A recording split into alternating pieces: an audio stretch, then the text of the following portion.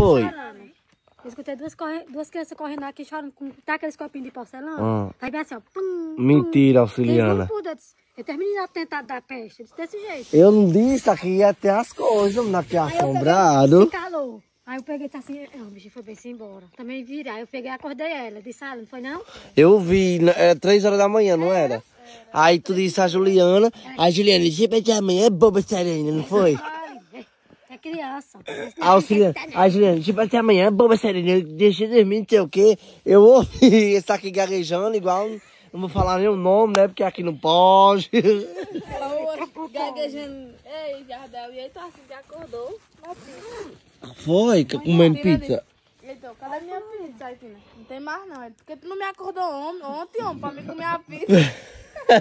Ei, doidinho. E ele pega o meu grilo. Oxi, grilo? Como assim é essa?